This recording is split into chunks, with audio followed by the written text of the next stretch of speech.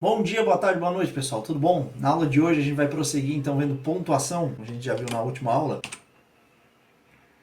Pontuação, como a gente já viu, é uma forma de replicar a forma falada na forma escrita, certo? Então a gente tem pontuações que marcam pausa, outras melodia e entoação, mas a gente viu que isso não é uma regra, uma pode marcar tanto pausa quanto entoação. E também a gente viu que formatações, tanto no meio impresso quanto no meio digital, que também tem funções de pontuação, como negrito, itálico, versal e assim por diante. Na aula de hoje a gente vai ver só a pontuação, ponto, e a gente também vai ver um pouco de estrutura básica do texto, porque o ponto ele é simples, é fácil de entender, raramente a gente erra o uso do ponto, mas é também muito interessante ver junto com o ponto a estrutura básica, por isso que eu separei uma aula só para isso hoje.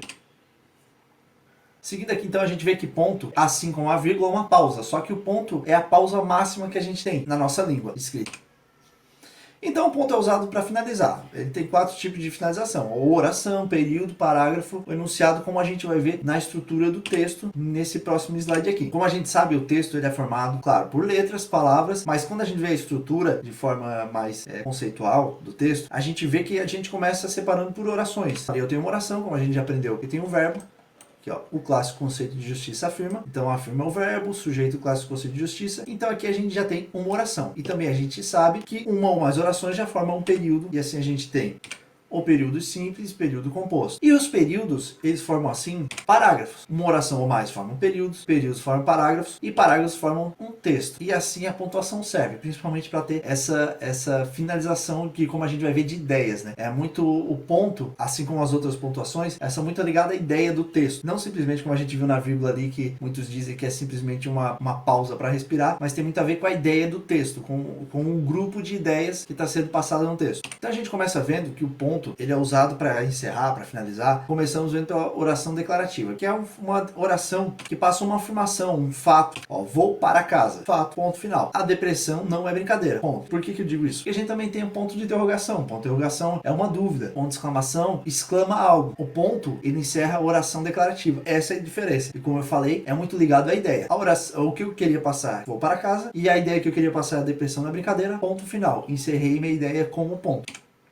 Só que a gente também tem o ponto, não simplesmente como encerramento definitivo, mas também ele está encerrando parte da ideia. É aí que a gente vê quando ele encerra um período, ou simples ou composto. Então a gente tem pontos que fica entre uma oração e outra. Por exemplo, ali, ó, reparta o seu conhecimento. É uma forma de alcançar a imortalidade. O ponto que encerra uma oração e prossegue em outra, e as duas orações são interligadas, ou seja, as orações juntas formam um conjunto de ideias, esse ponto que fica aqui é chamado de ponto simples. É um ponto que a gente é obrigado a ter aquela pausa maior, mas ele tem uma continuação no conjunto da ideia. Reparta o seu conhecimento. A gente tem a pausa, é uma forma de alcançar a imortalidade. E claro, aí o texto segue. Mas a gente vê que aqui a gente é obrigado a ter uma pausa, só que o raciocínio ele continua. Por isso que a gente chama de ponto simples entre uma oração e outra no mesmo período. Em desentendimentos, brigue de forma justa. Não use palavrões. Então a gente vê que essa oração que vem depois do ponto segue a ideia dessa. A gente só tem essa pausa aqui no meio, por isso que também é um ponto simples. Então se encaixa pelos pensamentos que